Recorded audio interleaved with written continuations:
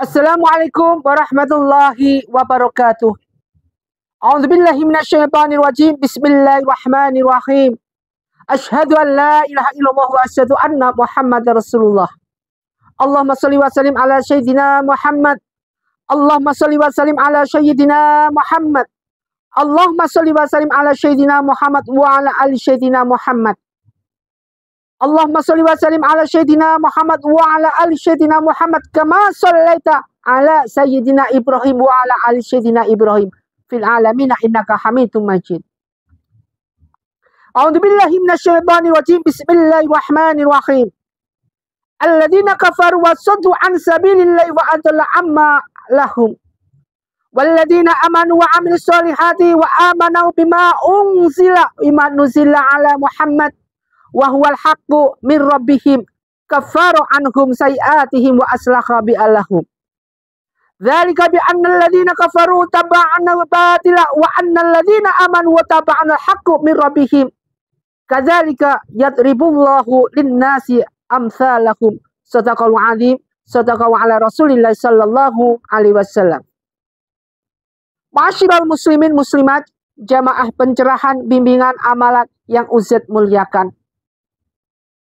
Pertama, kita panjatkan rasa puji syukur kita pada Allah Subhanahu wa taala atas segala rahmat hidayah yang Allah berikan kepada kita, khususnya kepada kita semua yang ahli majelis, khususnya kita semua yang mendengarkan majelis tausiah ini, majelis pencerahan bimbingan amalan ini.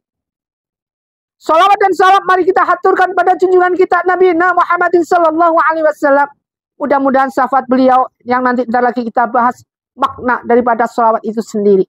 Mudah-mudahan syafaat senantiasa diberikan kepada kita, khususnya dan umumnya pada keluarga kita. Keluarga yang kita cintai, keluarga yang kita sayangi, diberikan kecukupan dan dijauhkan dari segala kekufuran dan kemiskinan. Ma'asyiral muslimin muslimat, jamaah pencerahan bimbingan amalan yang Ustaz muliakan, khususnya kita mudah-mudahan yang masih istiqomah dalam mendengarkan pencerahan ini, Ustaz doain mudah-mudahan yang istiqomah, yang sakit diangkat sakitnya oleh Allah Subhanahu wa taala. Yang lagi punya kesulitan diangkat kesulitannya oleh Allah Subhanahu wa taala. Yang lagi kesusahan diangkat susahnya oleh Allah Subhanahu wa taala. Yang lagi terhimpit dengan hutang piutang diangkat hutangnya oleh Allah Subhanahu wa taala. Dengan cara apa? Dengan cara Allah sendiri. Allah yang memberikan suatu ujian kepada hambanya dan kita pasrahkan kembali kepada Allah, dan hanya Allah yang akan bisa mengambil semua ujian itu yang kita alami ini. Mudah-mudahan ujian yang kita lakukan ini senantiasa merupakan suatu hal yang bisa kita lalui dan berending adalah suatu hal yaitu thariqul jannah, kita menuju jalan surga Allah. Ma'asyiral muslimin muslimat jamaah rahimatullah yang dimuliakan Allah Subhanahu wa taala. Khususnya dalam suatu majelis bimbingan pencerahan ini. Sekarang ini sudah dijelaskan berkali-kali, baik dalam suatu kitab, baik dalam suatu hadis, baik dalam suatu riwayat apapun yang sering kita baca, dijelaskan berkali-kali tentang khasiat daripada sholawat itu sendiri. Sholawat yang hanya dimiliki oleh Nabi akhir zaman. Siapa itu? Yaitu baginda Rasulullah SAW, kekasih Allah yang membuka pintu surga, yang umatnya juga paling banyak masuk ke neraka yang paling dalam sendiri, disiapin oleh Allah. Siapa itu kalau bukan umat Muhammad? Disiapin neraka paling panas, yaitu neraka jahanam. Masya Allah. Kenapa seperti ini? Karena umat Muhammad adalah umat akhir zaman, di mana umat baginda Rasulullah nanti di akhir ending daripada dunia, hancuran dunia dengan ciri kiamat ini nanti umat-umat baginda Rasulullah ini banyak yang menentang, banyak yang bikin dalih sendiri, banyak yang ingin membuktikan segala kebuktian yang sudah dibuktikan dari dulu-dulu, tetap tidak percaya. Bahkan mereka umat-umat Rasulullah ini nanti yang banyak yang menentang. Menentang bukan kepada siapa, menentang langsung sama Allah. Coba bisa kita bayangin. Makanya ketika Rasulullah SAW memberikan informasi kepada nanti pada sahabatnya bahwa nanti di akhir zaman nanti ada perang lebih besar daripada perang Badar, yaitu perang melawan hawa nafsu. Di antara nafsu-nafsu yang ada yang sekarang ini buktinya. Sekarang sudah banyak. Di mana kita lihat, di mana-mana. Kalau dulu anak tidak berani sama orang tua, anak mengabdi. Seorang murid, santri benar-benar punya attitude, punya etika. Santri ngaji di pondok pesantren, punya etika, punya etikanya. Taklim muta'alimnya ada. Sekarang, di zaman sekarang ini, tidak ada taklim muta'alim. Tidak ada lagi etika. Dulu ketika kita kecil, mungkin ibu-ibu bapak pernah ingat. Ketika kita masih kecil, orang naik sepeda, kok kanan kirinya ada orang duduk di pinggir jalan. Dia naik sepeda, turun dari sepedanya. Dia turun dari sepedanya, jalan kaki. Setelah lewatin orang duduk, sambil bilang, Pak, permisi Bu, permisi. Kemudian setelah melewati orang duduk-duduk di pinggir jalan, dia naik lagi. Itu kalau lewat gang. Makanya orang dulu dihormati karena bisa menghormati orang lain. Sekarang, anak lebih cepat mana? Sekarang anak sekarang lebih suka menghormati game daripada menghormati apa yang dinamakan taklim muta'alim ataupun etika yang ada dalam suatu lingkungan itu sendiri. Buktinya apa? Ketika anak masuk gang, ataupun siapa itu yang masuk gang sudah tidak punya etika lagi, langsung masuk gang dengan gas sepeda motor kencangnya dan tidak ada permisi lagi, tidak ada. Artinya apa? Ini merupakan suatu contoh di mana suatu apa yang dinamakan agama sudah mulai runtuh. Yang diajarkan ajaran dalam suatu taklim muta'alim yang ada dalam agama hancur. Apa yang terjadi pada konsekuensi yang sudah ditetapkan dalam firman-firman Allah sudah tidak pernah lagi diterapkan. Ini merupakan suatu hal di mana umat sekarang, umat baginda Rasulullah SAW itu banyak menentangnya daripada ditentang. Banyak menentang. Menentang apa? Menentang dalam suatu hal apa yang sudah diterapkan dalam Al-Quran. Buktinya apa? Dibuktiin sendiri aja. Nggak usah ustadz banyak ngomong. Nggak perlu. Buktinya apa? Seorang sekarang. Ini bukti nyata aja. Nggak usah ustadz ngomong. Sekarang buktinya apa? Buktinya orang sekarang ketika azan dikumandangkan. Pergi ke masjid apa enggak? Masih asik dengan ini. Masih asik dengan handphonenya. Masih asik dengan permainannya. Yang katanya tidak pernah ditinggal. Ini dalam suatu hal ibadah. Yang ini adalah berbaik sekali untuk akhirat. Masih ditinggalkan hanya kepentingan suatu hal yang dia miliki. Yang menurut dia adalah kepentingan paling khusus. Kenapa enggak kita tinggal, kemudian kita tinggal sejenak menghadap sama Allah Subhanahu wa Ta'ala dengan sholatnya yang benar-benar bisa khusyuk. Tidak pernah terfikirkan dalam hati dewasa ini. Mereka lebih cenderung untuk memanfaatkan segala sesuatu yang berbau anarkisasi. Anarkis bukan, tetapi anarkis pada watak kita sendiri. Bukan anarkis kepada sama, tidak. Anarkis kepada watak kita sendiri.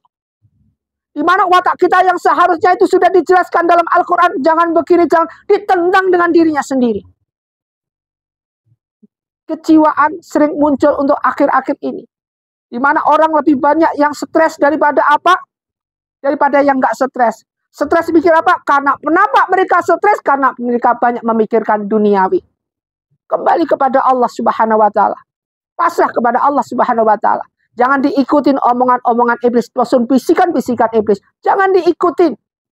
Semua yang ada di dunia ini sifatnya titipan, amanah aja. Yang ada di dunia ini sifatnya fata morgana sementara.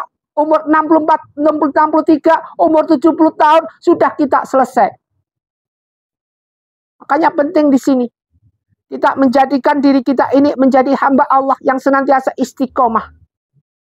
Istiqomah dalam segala hal yang berhubungan dengan apa? Dengan ibadah. Termasuk di dalam kita kalau ingin selamat perbanyak apa yang dinamakan sholawat. Bismillahirrahmanirrahim. Innallaha wal malaikatahu yusalluna 'alan nabi ya ayyuhalladzina amanu sallu 'alaihi wa sallimu taslima. Ya ayyuhalladzina amanu, wahai orang yang beriman. Kita kalau emang orang beriman, yusalluna 'alan nabi, Kalau kita merasa orang beriman, kita bersolat kepada baginda Rasulullah SAW. Karena innallah wal malaikatahu yusholluna ala nabi. Jika Allah aja dan malaikat bersolat kepada baginda Rasulullah, kenapa kita orang beriman tidak mau bersolat kepada baginda Rasulullah SAW? Suatu hal yang itu merupakan suatu keterlaluan. Andai kata pikiran kita masih kerdil, andai kata pikiran kita senantiasa masih memfokuskan dengan kegiatan-kegiatan di luar untuk memperbanyak baca sholat. Perbanyaklah kita bersolawat. Karena di sini adalah ciri-ciri orang yang suka mengamalkan solawat. Jadi solawat itu penting. Innallaha wal malaikatahu yusholluna ala nabi. Ciri-ciri orang yang suka mengamalkan solawat. Jadi ciri-cirinya gimana Ustaz? Satu adalah terpancar cahaya mahabbah pada Rasulullah dari wajah mereka. Orang yang berakal dan berhati bening bisa melihat cahaya tersebut. Jadi terpancarkan cahaya mahabbah dari baginda Rasulullah SAW terhadap orang itu. Wajahnya bercahaya. Di dunia aja bercahaya, apalagi di akhirat. Masya Allah, kita bisa lihat mereka-mereka yang ahli bersalawat, dilihat dari mukanya, dilihat sekali bercahaya. Mereka-mereka yang ahli maksiat, bagaimana mukanya? Geram, hitam pekam, darahnya kelam. Makanya mereka yang ahli salat, tangannya aja kelihatan bercahaya. Putih, bening, bersih. Untuk apa? Untuk berdakwah. Lisannya untuk bersalawat. Kemudian untuk berdakwah. Salawat, dakwah, salat. Pikirannya untuk menghafal segala apa yang ada dalam ayat Al-Quran. Difungsikan semua sterilisasi. Sehingga fungsi organ tubuh itu senantiasa jurusannya ke ibadah. Sehingga setan males masuk ke dalam tubuh kita. Kenapa? Faktor dihantam dengan salawat. Ini ciri-ciri yang pertama orang yang suka bersalawat. Mengamalkan salat. Yang kedua adalah selalu tersenyum. Dan wajahnya berseri-seri melihat cahaya tersebut. Jadi selalu tersenyum, wajahnya berseri-seri setiap bertemu orang lain. Ini ciri-ciri wajahnya senyum. Ketika bertemu orang lain dengan mengucapkan Assalamualaikum warahmatullahi wabarakatuh. Assalamualaikum, waalaikumsalam. Selalu senyum. Kenapa senyum? Karena senyum ini adalah bagian daripada sedekah. Insan jenis kami sodako, hendaknya kita mencari rezeki dengan cara bersodako. Tetapi di sini senyum adalah bagian daripada ibadah. Senyum bagian daripada sodako. Ini penting sekali untuk kita ingat-ingat. Kemudian yang ketiga, berbelas kasih kepada sesama untuk selalu berharap kebaikan terhadap umat Islam. Selalu berbelas kasih. Artinya apa? Ketika mereka dalam kesulitan sesama muslim ditolong. Mereka kesulitan dalam sesama muslim. Inilah orang-orang yang suka mengamalkan sholawat. Sesuai dengan baginda Rasulullah SAW tidak pernah mendoakan mereka-mereka yang mencaci, menggibah. Misalkan kita digibah, kita dicaci. Bukannya kita mengolok dia. Kalau baginda Rasulullah SAW mengajarkan, hai umatku, ketika engkau difitnah, maka doain mereka. Sekarang kagak. Boro-boro doain. Ketika difitnah, digibah, berantem ganti menghantam. Kalau begini sama juga bohong. Dijelaskan di situ sebutkan. Ya ayyuhalladzina amanu sta'inu bisabri wassalah innallaha ma'asyabirin. Jelas semuanya. Dan ayat-ayat ini cuma menjelaskan tentang semuanya ini. Maka begitu pentingnya apa yang kita lakukan, apa yang kita jalankan untuk senantiasa memperdalam dalam suatu ayat-ayat Quran. Yang kelima, dicintai, dikasih orang-orang mukmin dan hanya orang-orang munafik yang membencinya. Jadi ketika kita mengamalkan sholawat, kita dicintai, dikasih mereka orang mukmin, saling mengasihi, saling cintai, seakan memancarkan cahaya. Kalau orang yang benci kepada kita, orang yang benci kepada orang yang ahli mengamalkan sholat, mereka itu dinas di sini adalah orang-orang munafik. Orang-orang yang tidak bisa pegang amanah. Orang-orang yang senantiasa mengumbar daripada hawa nafsunya untuk senantiasa menggeborkan, menjeblurkan apa yang dinamakan fitnah, ghibah, mengumpat, dan lain-lain. Yang itu semua merupakan penyakit hati. Yang keenam, selalu sabar atas cacian dan hinaan orang lain. Jadi selalu sabar atas cacian dan hinaan orang lain. Innallaha ma'asyabirin. Seharusnya bahwa sungguhnya Allah itu bersama orang-orang yang sabar. Kalau kita ingin bersama Allah, sabarkan diri kita. Kalau kita tidak bisa sabar, artinya jangan berharap kita dekat sama Allah Subhanahu wa Ta'ala. Kalau kita jauh dari Allah Subhanahu wa Ta'ala, jangan berharap kalau kita mendapatkan syafaat. dari Allah Subhanahu wa taala. Berharap syafaat dari baginda Rasulullah tapi tidak berharap syafaat dari Allah, percuma. Bahwa apa yang diomongkan Abu Bakar ketika tidak punya apa-apa, Abu Bakar, apa yang kau punya? Jawaban Abu Bakar adalah, yang kupunya ya Rasulullah, Allah wa anta ya Rasulullah. Yang dipunya Abu Bakar, Allah dan baginda Rasulullah. Cukup itu.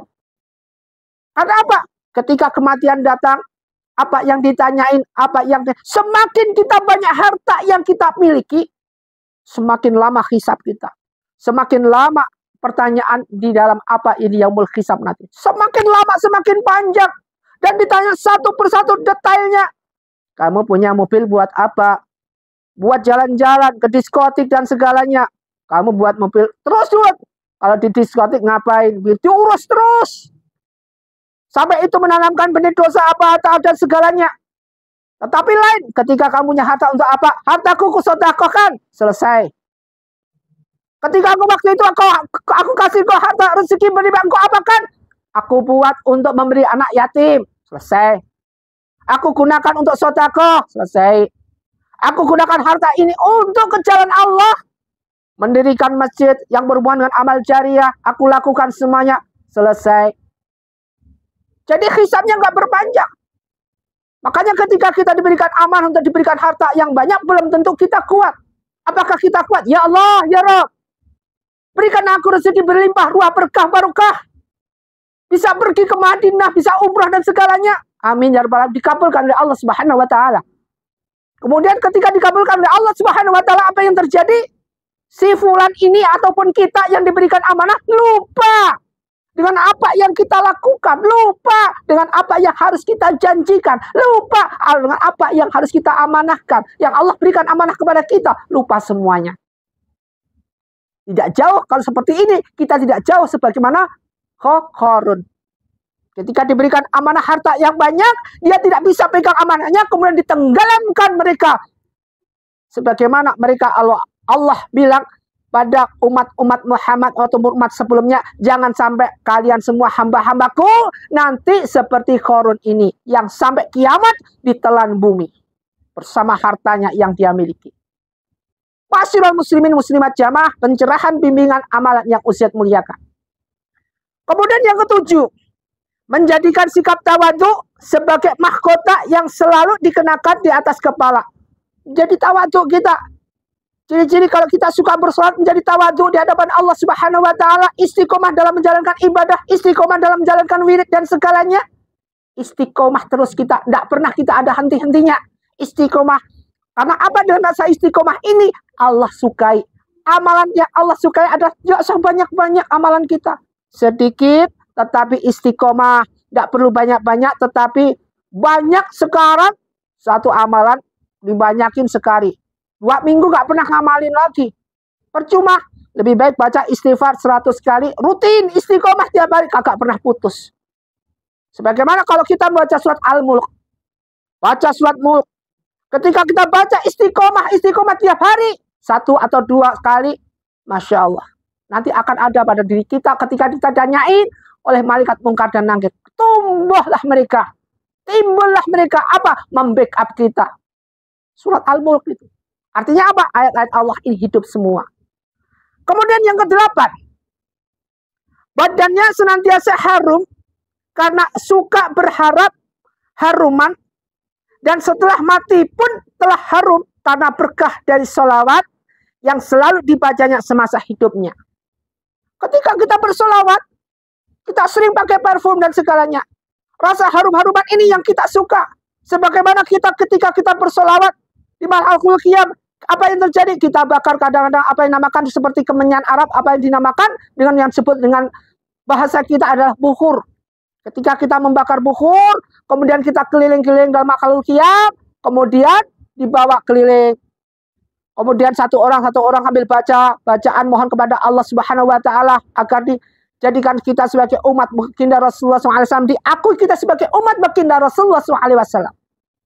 Ini harapan kita. Harapan kita ini, andai kata kita tidak diakui oleh umat Muhammad, baginda Rasulullah tidak mengakui kita, apa yang terjadi? Allah pun akan benci kepada kita. Suatu hal merupakan suatu yang puntung, paling puntung apabila nanti umat Muhammad ini tidak diakui sebagai umat baginda Rasulullah SAW. Terus kita mau berharap kemana? Nabi yang merupakan suatu harapan buat kita, yang nantinya kita harapkan, benar-benar kita harapkan, sudah tidak lagi mengakui kita. Bagaimana harapan kita? Apa yang kita harapkan? Tidak ada lagi. Kecuali kita hanya masuk ke dalam satu apa yang namakan thoriqun nar, yaitu jalan menuju neraka. Nerakalah kita nanti akhirnya endingnya di neraka. Karena ada yang memberikan syafaat kepada kita. Yang ke-9, berkepribadian lembut, ceria, penuh ketenangan. Kepribadian kita lembut, santai, ceria, penuh tenang.